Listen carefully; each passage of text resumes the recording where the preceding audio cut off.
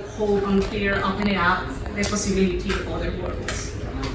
Also, it became evident that by any means necessary, all the violent force of the state will be used to repress the protest, and defend the necro-neoliberal project.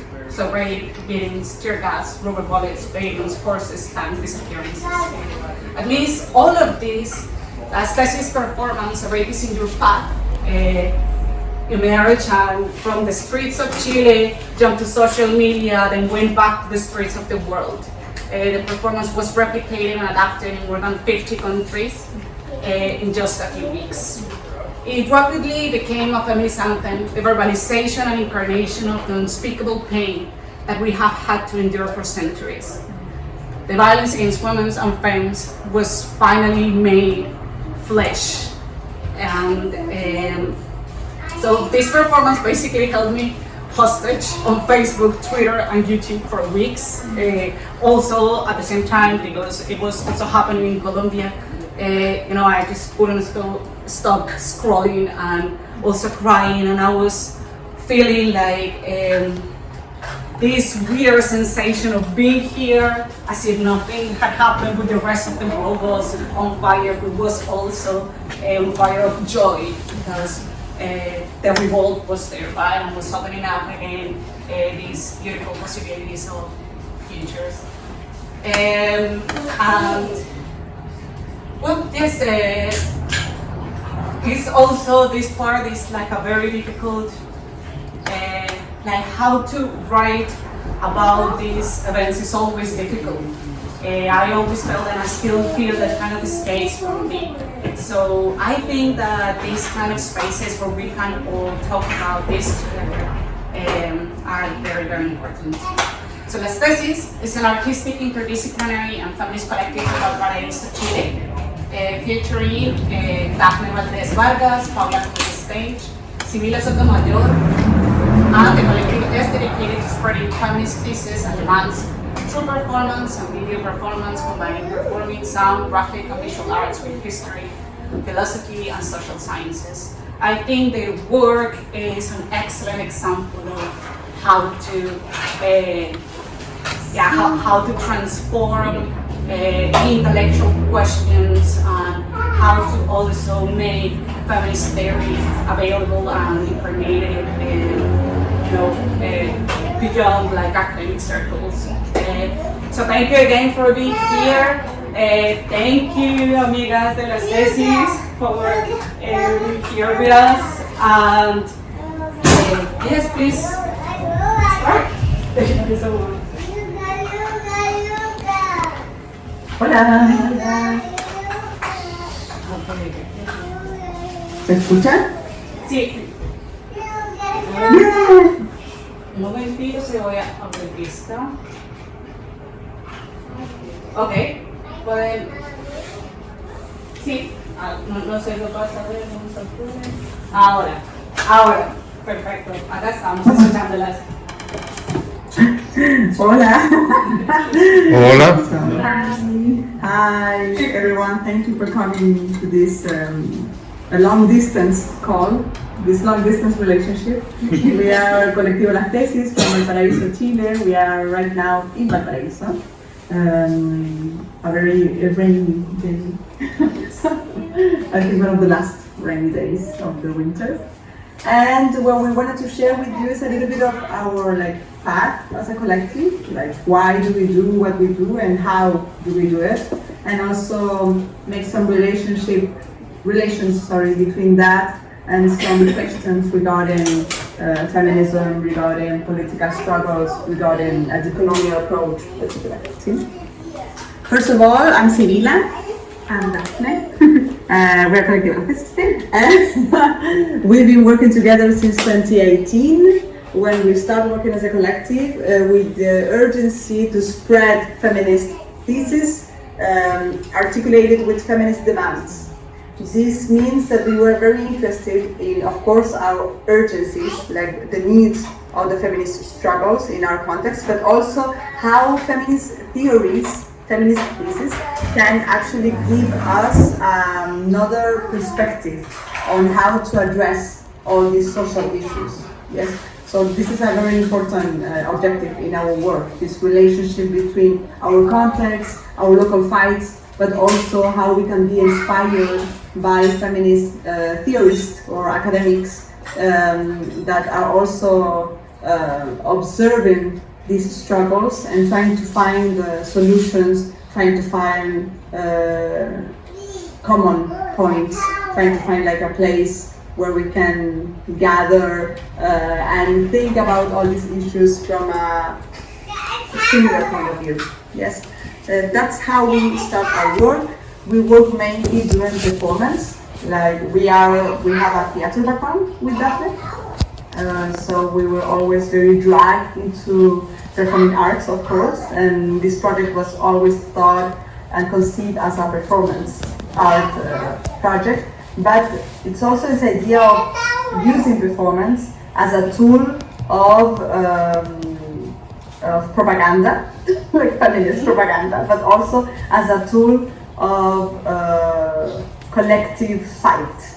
Yes, how we can do to express these ideas that sometimes come from books or from our local struggles, but actually to translate it into these artistic languages, like translated it into our bodies, into sound, into visuals, lights, etc. Okay? It's this idea of not only giving information through performance, but also have a relationship with this from the experiential kind of way, from your own body, from a sensitive part. Like how we can be affected by this through performance. Like what happens to your body, not only what you're listening to it, not only like the message, you know, but also the way that we are going to give this message. Like how, as someone that's watching this, you're not only watching it, it's like you're listening, but you're also being affected in your own body, like something is also being transformed inside of you. This is very much what we try to do with this type of performances. It's not only about what us, like on stage, what we are doing or on the streets, but also what happened in this interaction, this relationship with people that are actually watching this or just passing by, and how they can be affected by it, and hopefully do something about it. So this is the other part that's very important of our work, this activist part. So it is an artistic work, it's artistic creation, artistic research also, but it's also an activist one. And we like to call it like this, like a way that actually these two areas, like the artistic part and the activist part, can actually be really together, like really merge into something, and not like one that's more important than the other one. No? Like how we can connect these two areas, no sé cómo decirlo, for this feminist urge. I'm going to speak in Spanish because my English is very slow. But Yeah.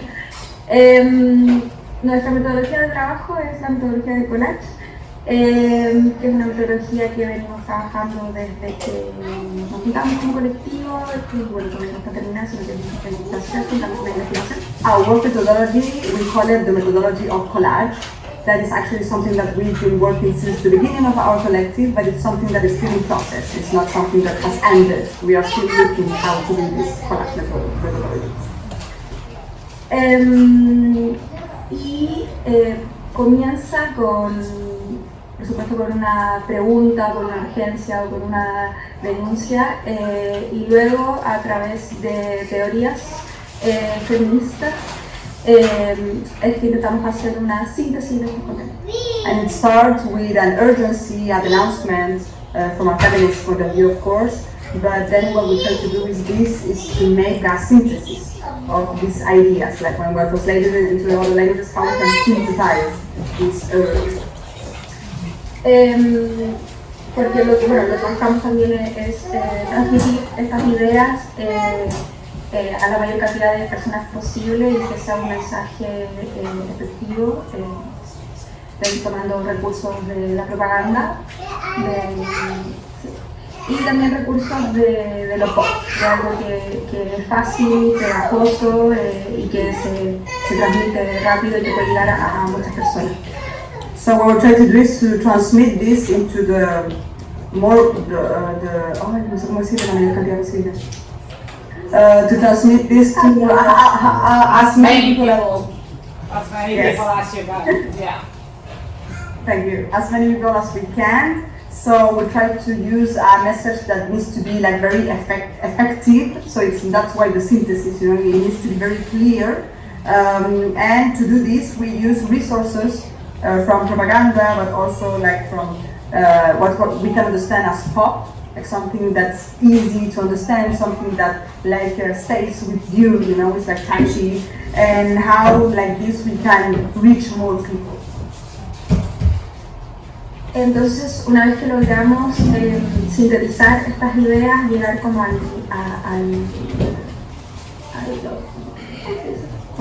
la síntesis de estas ideas, a la esencia, intentamos hacernos la pregunta de cómo esta idea se puede transmitir en otros lenguajes distintos al lenguaje escrito, distinto a la palabra. So then, when we do this synthesis of the ideas, we try to get to the core of it, like the essence of it. And then we ask ourselves how we can translate it into different languages that are actually not like the spoken or the real word, like not words, but to translate it into something else.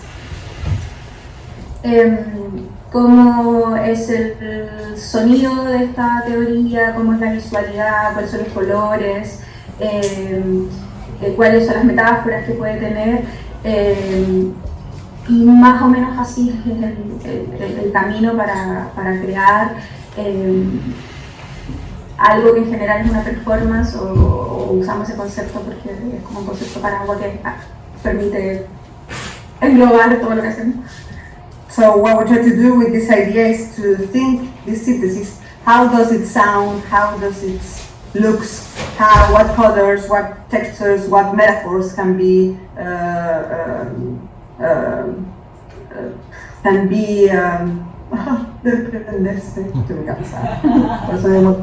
when I'm very tired, it's more difficult, I'm sorry. And it's Friday night, so please bear with us. Detach from? Yes, sí, como desprender, sí.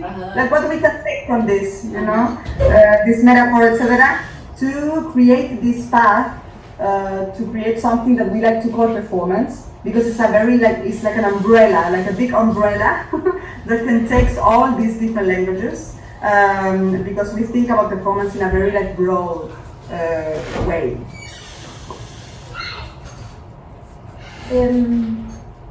Y bueno, esta es una pregunta por el contenido de la performance, pero también nos hacemos constantemente la pregunta por la forma de la performance y de cuáles son las formas que podríamos reconocer o buscar que sean formas feministas también de transmitir estas ideas. So this question about the content, of course, it's not only a question about the content actually, but also a question regarding the way that we're going to transmit this content. So it's trying to find as many ways as we can to transmit these ideas that are actually also feminist ways of doing it. Y una de las respuestas a aquello ha sido el trabajo colaborativo.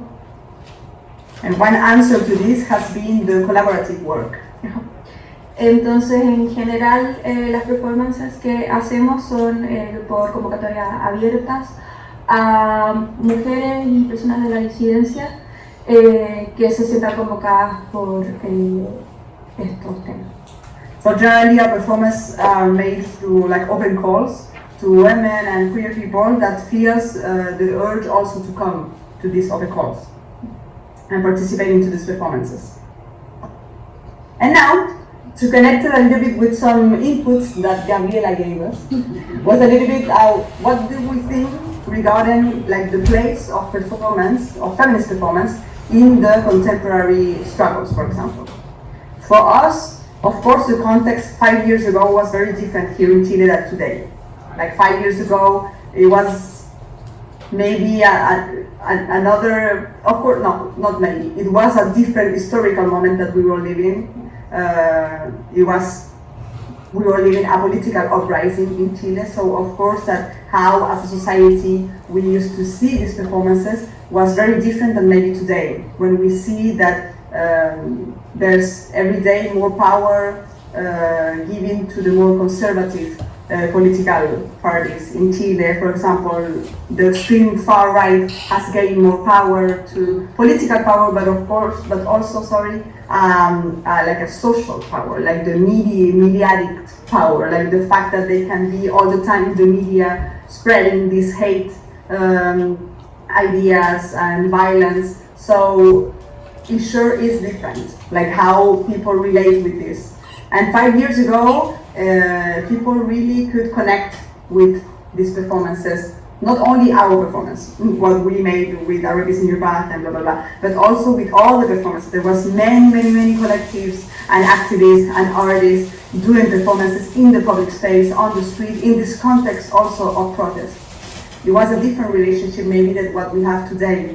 But even if it has changed, we think that if we look more far away than 5 years ago, if we look to like the history, like the contemporary history, not only in Chile but also in other contexts, even probably in the United States, like we can see that performance, not only feminist performance, but performance, like activist performance, always has an impact, even if it is a small one. And this is a very important idea for us that we've been thinking about it, because of course that 5 years ago, everything here in Chile seemed like very wide, you know, like the impact of one performance is like spreading everywhere, like everything was very big. But now we are in the moments, you know, when the wave goes up and then the wave goes down, and in the moment where actually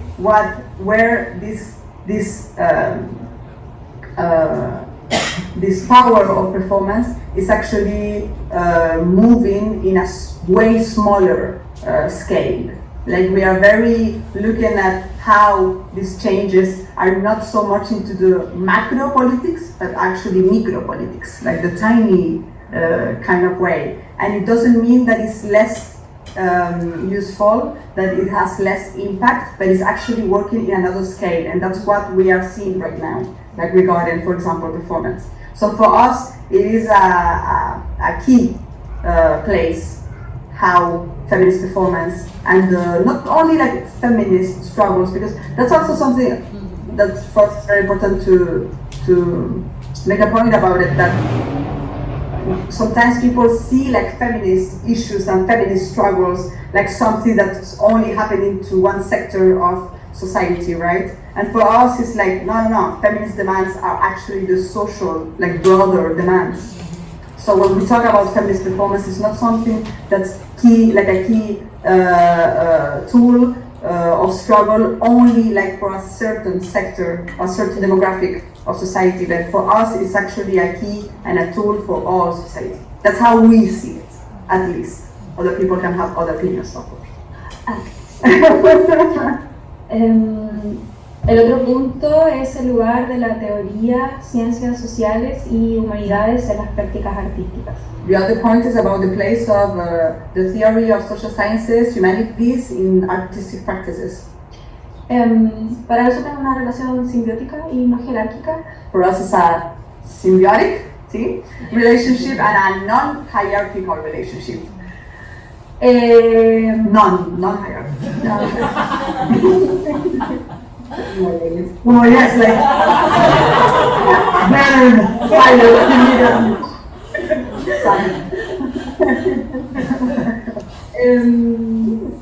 Pensando que la teoría viene de la observación de la sociedad y de las prácticas que hay ahí, y las prácticas artísticas también, y un poco ocurre esta retroalimentación de ambos.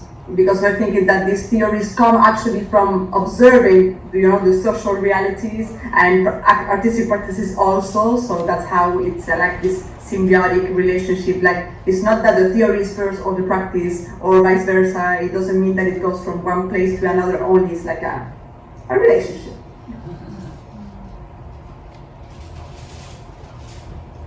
El doble filo de la visibilidad en su trabajo particular y femenino. Now it's like the, uy, doble filo, no sé cómo decirlo. Double-edged sword. Double-edged sword. Of like, yes, the double-edged sword. Yeah. Like the good and the bad. It's like the good and bad. Exactly. Side of Sí, eso, like the two sides, eso. Like the two sides about the visibility of our work in particular, but also about feminism in general. Wow. Anyway, yeah. For us in particular, it's something that it crosses us, you know, like in our own bodies.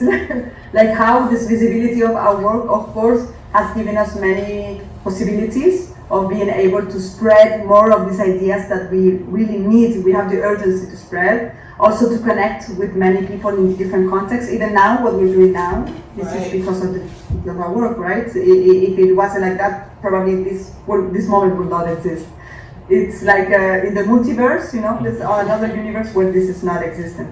But here it is. So of course there is very a lot of like important and very beautiful things regarding this visibility, like the fact that we can connect, the fact that we can connect through solidarity, like a global also, trans-cultural, trans-border, you know, of this solidarity, this feminist solidarity. That's like the beautiful part, we can say, the nice one. But of course there's another part that is the violent one, the traumatic one, the one that's very like, with us also, the fact that because of the visibility of our work, we've been victims, like direct victims of the police in our country. They have made like legal process against us. They have put some fines on us. They have also people, not only the police, but also people that was from the former government, that was a right-wing government, also made some actions and statements against us. So yes, and of course the violence not only like from the media or from the police or from the government, like from the institution, but also the violence that we have received, for example, through social media, like all the time. Like people saying, I hope you get raped, I hope you get killed, I hope you blah blah blah, you're here, you're there. You know, this is something that's very like common for us. So it hasn't been easy. It's been hard, but also for us it's like we feel that we don't have the privilege to stop doing what we do, you know, because in our context all these violences that we are denouncing, not only the ones that I just mentioned, but also like the more structural ones, are something that we need to fight and condemn now. So yes, it's a little bit like doble filo, like the two sides. There's really two sides. And regarding like feminism more in general, we think it's very similar in the way that what we have experienced as political persecution is actually a punishment. It's a punishment because we left our subordination place, right? Because we are saying stuff somehow on a public sphere, and through also these other languages, these other ways, etc. And with feminism is the same. Like what we're seeing today is a moment of many punishments, like social punishments, political punishments. At least here in Chile, we really feel that it's like the wave, we are in the down, like after the wave, and then when the sea, you know, after the wave goes and comes back and it takes all the dirt, that's the moment where we are right now in feminism, like in the feminist struggles. Like this is a moment where the feminist collective and people who identify as a feminist are being like attacked all the time. Like it's, yeah, there's one part that's actually like people in institutions or in the government saying we are feminists. So like trying like to back up it, but also like taking it. This is something that is weird that happened. But also like the other part that is actually all this punishment against, you know, these feminist organizations. And so we think there's also these two sides. Like 5 years ago, it was a moment where we could actually like relate as a collective as feminists. Today, sometimes it can be harder, you know, because again, apparently feminism is like not so good like historically it has been, you know, like this negative point of view of it. We have the fear that sometimes we feel that it's coming back because of all this uprising of fascist and extreme right ideas and people going into important political places, sadly, of power. And the last one. La importancia de insistir en feminismos trans excluyentes ante el auge del fascismo y la ultraderecha. It's very related to what we were just saying, that is the importance of insisting in trans-inclusive feminisms, facing this uprising of fascism and the extreme far right. Bueno, el auge del fascismo y la ultraderecha es el gran tópico con el que estaban luchando, yo probablemente todos los movimientos, activismos feministas aquí y en muchos otros lugares, como que hemos podido ver. Sí, probably this uprising of fascism and of these right-wing political ideas is what we're seeing not only in Chile but in many other places, is that the feminist struggles are actually right now very concerned about it and fighting that in particular. Porque con el esparcimiento de estos discursos de odio y violencias simbólicas, violencias más directas también, es el momento de reacción, ¿sí? El momento reactivo después de esta gran ola y un poco la bajada, pero ya igual es el momento de respuesta. Y esta es la respuesta que nos dieron because we think that this spread of hate speeches, of violence, symbolic violence, but also like physical, concrete violence, is actually the reaction to this wave, of this feminist wave, of this uprising of the feminist wave. So now we are in the reaction, facing the reaction of this. The response, that is a fascist response. Y probablemente una de las estrategias reactivas es dividirnos. And probably one of the strategies of this reaction is actually to try to divide us. Y hacernos creer que nuestras diferencias que podamos tener son lo que deberíamos preocuparnos en realidad, que seguir organizando, seguir trabajando en conjunto para quienes son los verdaderos enemigos.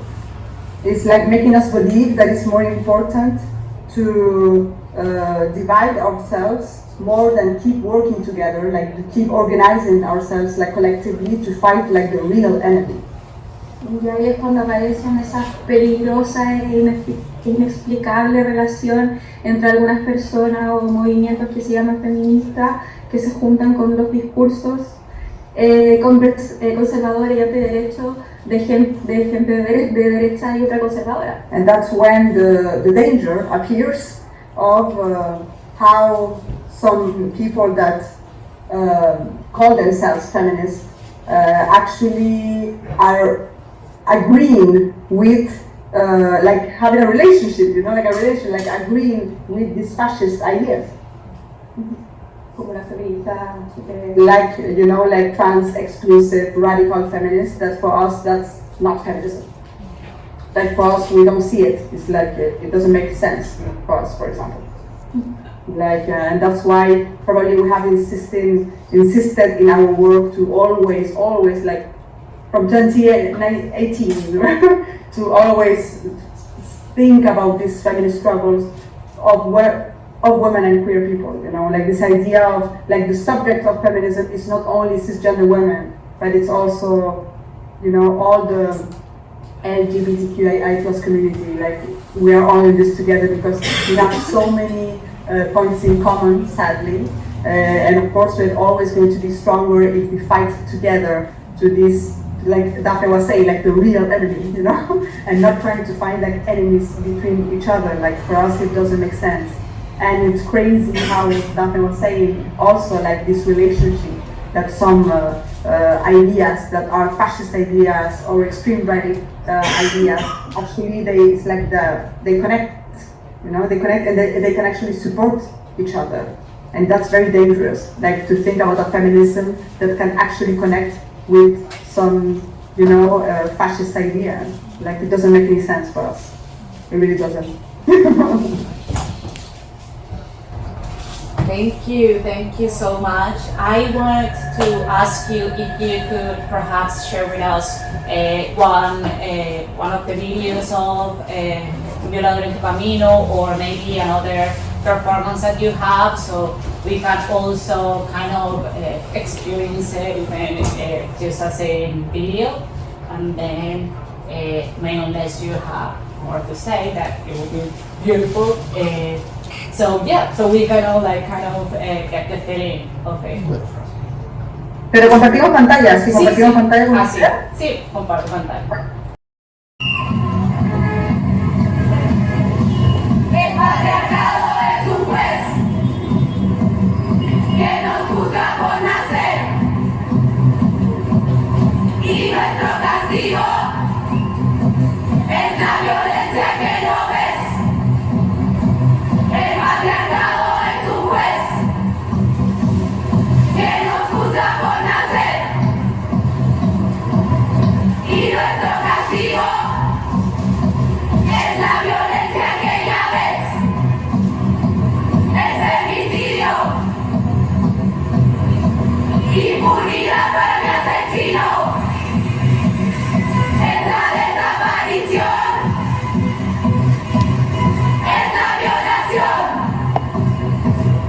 y la culpa no era mía, ni dónde estaba, ni cómo decía, y la culpa no era mía, ni dónde estaba, ni cómo decía, y la culpa no era mía, ni dónde estaba, ni cómo decía, y la culpa no era mía, ni dónde estaba, ni cómo decía. El violador eras tú,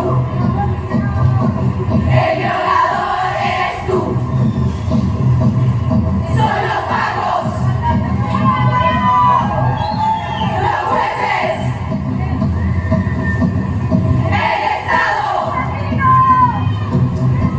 el presidente, el Estado opresor es un macho violador, el Estado opresor es un macho violador, el violador eres tú, el violador eres tú. Duerme tranquila, niña inocente, sin preocuparte del bandolero, que por tu sueño, dulce y sonriente, ven a tu madre carabinero. El violador eres tú, el violador eres tú, el violador eres tú, el violador eres tú.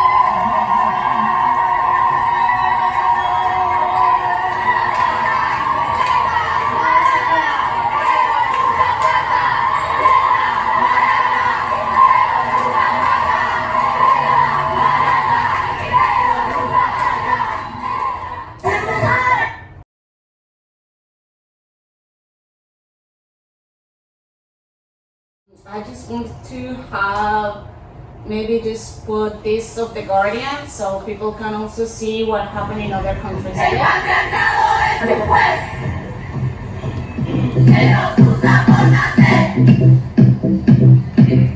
y nuestro castigo es la violencia que no ves. El patriarcado es un juez que nos juzga por nacer, y nuestro castigo es la violencia que ya ves. Es femicidio, impunidad para el asesino, es la desaparición, es la violación, y la culpa no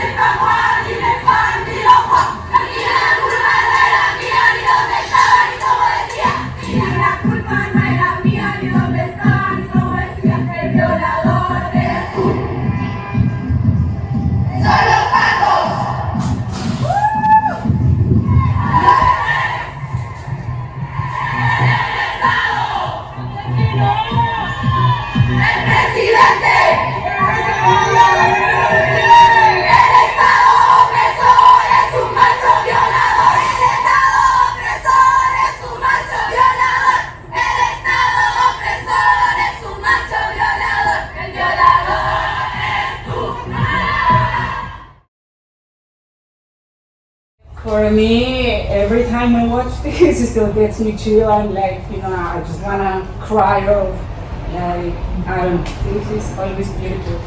So I don't know if you wanna talk just a little bit, very general about this process, just like how it came together, this specific one. But yeah, just very briefly, and then we go and open the floor for questions. Yes. Yes, of course. We created this performance in 2019. We were actually working all year regarding the subject of sexual violence, but specifically rape, like this idea that it's actually not a personal issue, but a social issue. Like how this is a society, we live in like a society of rape, we could say, we call it here with a culture of rape, like cultura de la violación, right? Like how society like even promotes this kind of actions and this type of violence. So we were reading Rita Segato, an Argentinian anthropologist. She has a book called Las estructuras elementales de la violencia, like the elementary structures of violence. And in there she has a chapter that's called El mandato de violación, like the rape mandate, I think is like the translation. So it's all like a social, she's an anthropologist, so she conducted in the 90s in Brasilia research about the issue of rape, making interviews with two men in prison in Brasilia because of this felony of rape. And talking with them, she realized that generally it wasn't about sexual pleasure, it wasn't about like a deviancy thing, like a psychological issue, no. Generally it was a way of punishing someone that has left the place of subordination. And when she realized this, she said like, then rape is not a personal issue, like what people have said to us, like saying like, it's your problem, if this happened to you, it's like you had bad luck, or you were not in the right place, or you were not dressed correctly, like it's always like your fault, So this means that it's actually a personal issue. And this way, this point of view, this perspective tell us that no, it's actually a social issue. And also we read this book, King Kong Theory, of a French author called Virginie Despentes, where she actually talked about like a taboo, like a social taboo regarding rape, like the fact that of course the rapist is never going to say like I committed rape, but also the victim of it has many difficulties to call it that way, like to use that word. So there's like a pact of silence regarding it. Yeah. So we took these two ideas and we worked all year long, and we were going to premiere a short performance of 15 minutes called The Rapist Is You in Valparaiso on October of 2019. But then 6 days before this, before the premiere, actually this political uprising happened in Chile. And in the beginning we couldn't like find like what's our place, but like as artists in this, how can we connect with the struggles, but do what we can do, that is actually performing. And after like 1 month of this political uprising, actually we started looking that there was there was also an uprising of statistics of sexual political violence in the context of protest. This means that actually the policemen were not only conducting like violent practices and violent actions against people that they detain in the context of protest, like to beat them or like a psychological or verbal violence, but also this sexual political violence that was actually directed into women and queer people, like another way of punishment because you are protesting. So with that in mind is that we took this decision to do this performance in the street, in the public space. We took this song that's actually the synthesis of our performance that we've been working all year long, but then we add this part of the policemen here in Chile, their anthem, like as an irony, like we add it to point it out that this is actually a performance that is condemning and acusando, well, not condemning, that actually this institution of the police in our country is conducting this type of sexual political violence once again, because of course it's something that has happened all the way in our country's history. And that's how it happened. We made an open call through Instagram, people came, we did the performance, and that's all. And then we went in Valparaiso, and then we went 5 days later in Santiago, we did it again, and then suddenly there was people from all around TNF first, and then the globe, like asking us, like, we want to do this performance, and we were like, go for it. And then we made like this global open call, like whatever you are, take this as a tool and use it. You're welcome to do it, adapt it, now it's yours, it's okay. Bueno, muchísimas gracias. Thank you so much. This was amazing, and I want to open the floor for questions. I don't know if anybody here has a question, something that you want them to talk more about. Here? No? Yeah. Hola, me llamo Andrea, estoy aquí en Pueblo. Hola, muchas gracias por la charla y su trabajo. Mi pregunta es sobre las conexiones entre la política de discapacidad y transfeminismo, porque estaban hablando sobre las multimodalidades de su trabajo. Tengo preguntas sobre sus ideas sobre discapacidad y percepción y algo así. Muchas gracias. But can you say that in English? Oh, yes. I have questions about the politics of disability, and because they were discussing the multimodalities of their work and their art, and so I was curious whether they had ideas about disability and the relationship to transfeminism.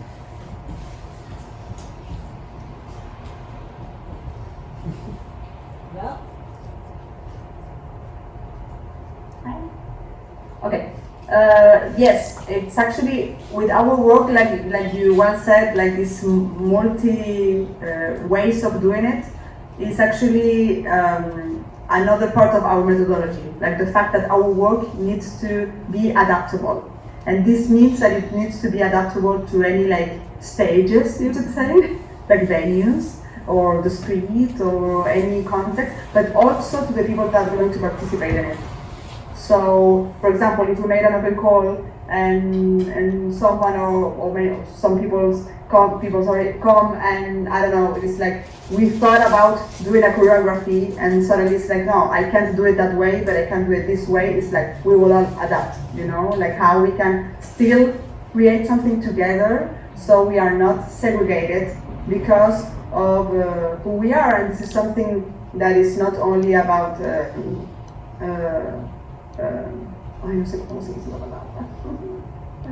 No, disabilities, ¿no?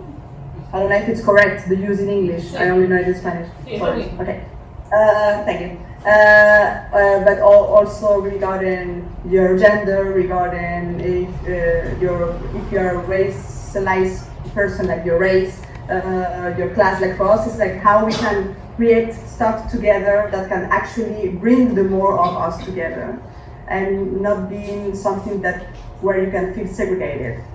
Like also with ageism, because sometimes with our performance what happens is that many people think, but it's like a young people thing, you know. Mm-hmm. Like when we were like very in the media and stuff, like there was a lot of like myths regarding our collective, and it was like, oh yes, this young, like 20, they have like 20 years, they are in at university, like very young people doing this little dance and this little song, and we were like, no, we are already grow up, you know. And also we have both people of many different ages, like people of 70, 80 years old has come to work with us, like to perform with us and create stuff together, and it's not an issue. Like for us, it's really, it's very nice that you pointed out, because it gave us the possibility to say this part of the methodology, how we adapt to everything, because in the end, it's like not only like adapted to another person, but how we, you know, like what happens with us regarding this relationship and what we can create together collectively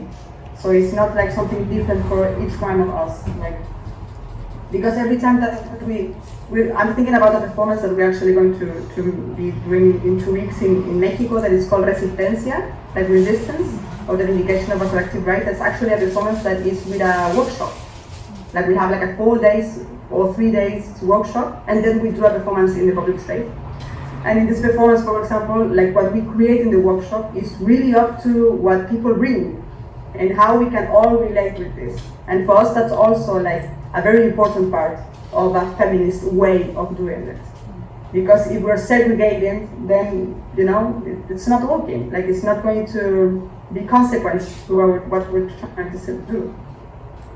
Y también la elección de los lenguajes artísticos tiene que ver con eso también. Como, por eso nosotros hablamos de esta idea de traducir teorías o traducir denuncias o demandas a lenguajes artísticos, porque justamente apelan a otros sentidos que no son necesariamente los hegemónicos. Entonces ahí las personas nos podemos relacionar con estas ideas traducidas a estos lenguajes de manera diferente. So this choice of try to work through different languages, for example, like how we translate into different languages, for us is also a way to affect like different senses, not only like the hegemonical ones, you could say. Like it doesn't have to be more like the word or the like seeing, for example. That's our societies are very based into seeing, you know, like how we can experience other things and how we can relate with como cada quien se relaciona con los lenguajes. Claro. And how each one of us can relate with these different languages in their own way.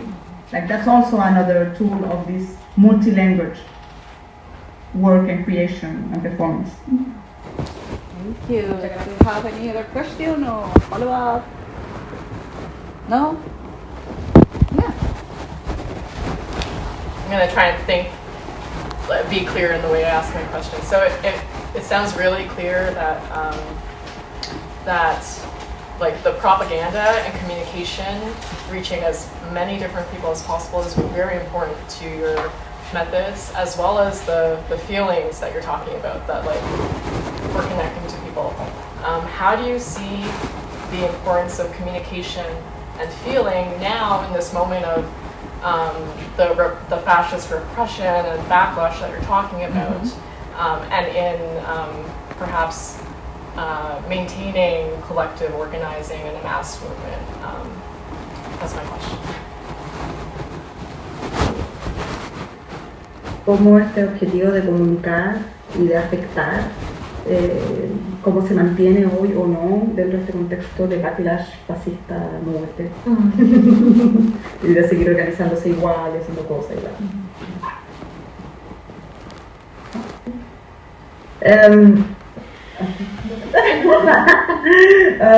Thank you for your question.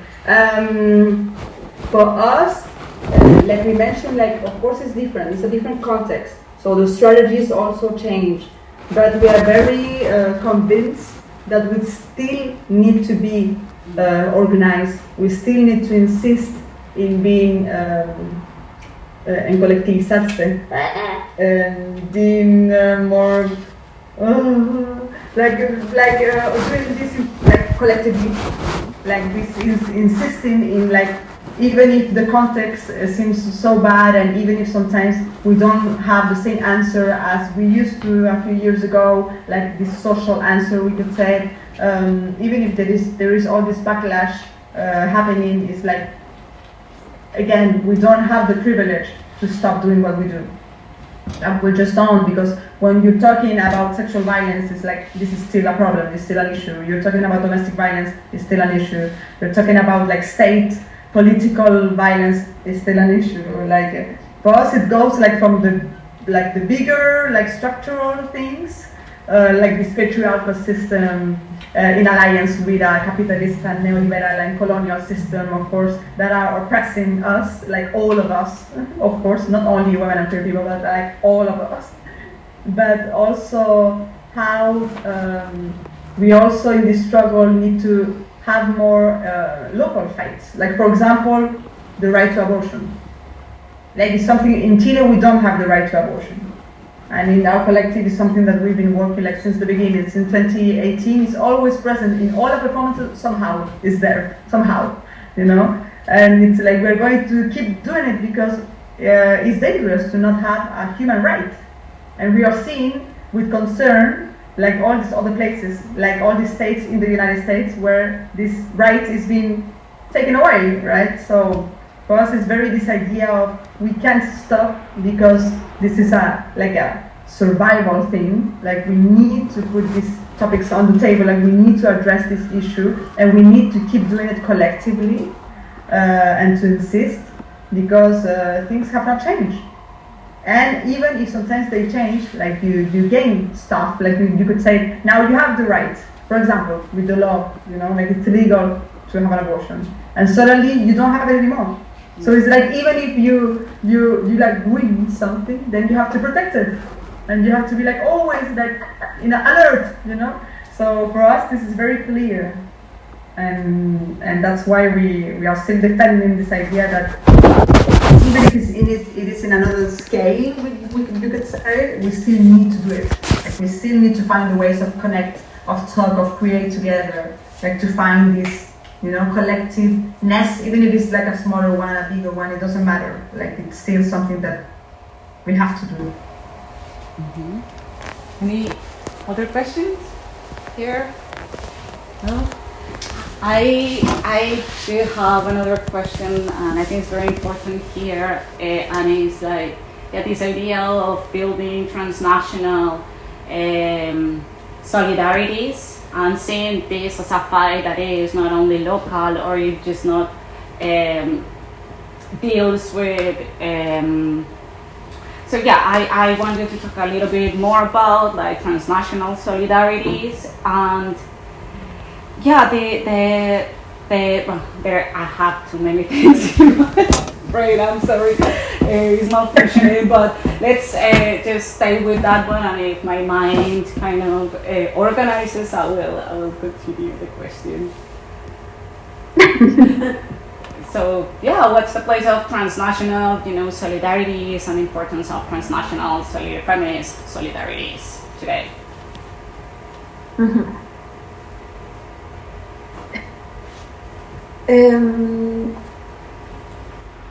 Probablemente sea una acción fundamental para muchas personas cuando, no sé, cosas como la vida está en riesgo.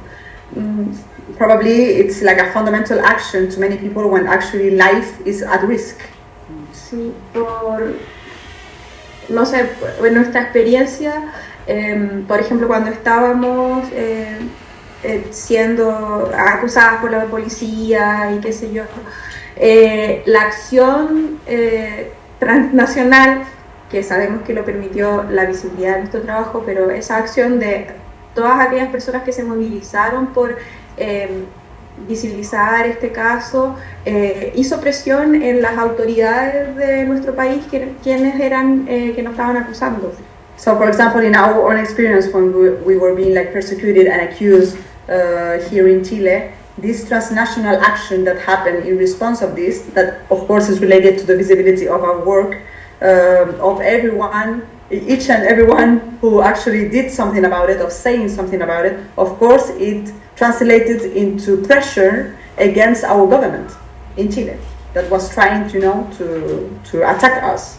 Y esa sensación de alerta y de le estamos mirando, aunque concretamente no tenemos nada más, sino que esta sensación colectiva de estar alerta fue fundamental.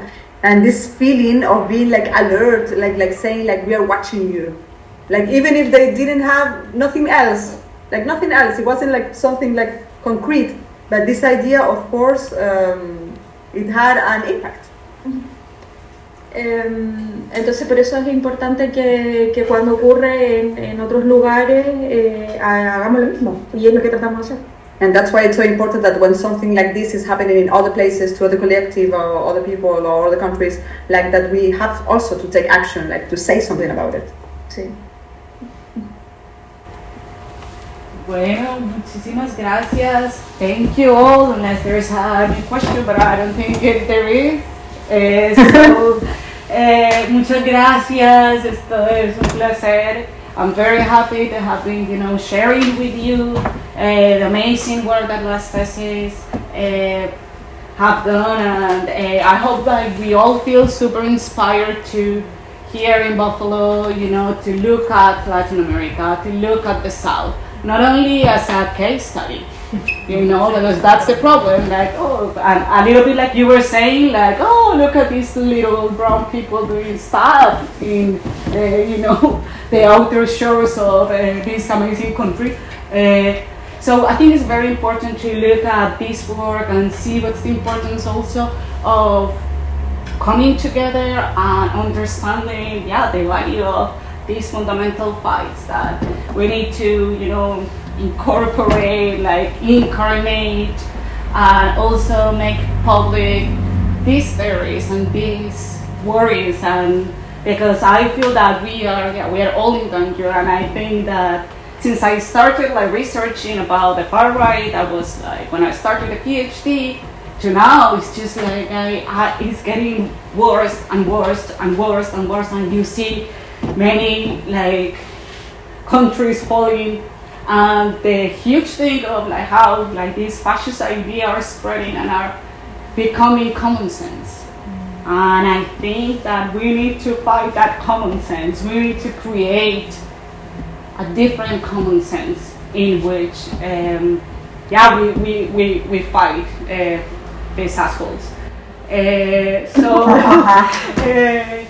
Well, thank you again. It was beautiful, and I hope to see you sometime somewhere in person, because this was amazing. Thank you. Thank you for coming, everyone. Take care. Chao. Chao. Un abrazo. Y gracias, Gabriela.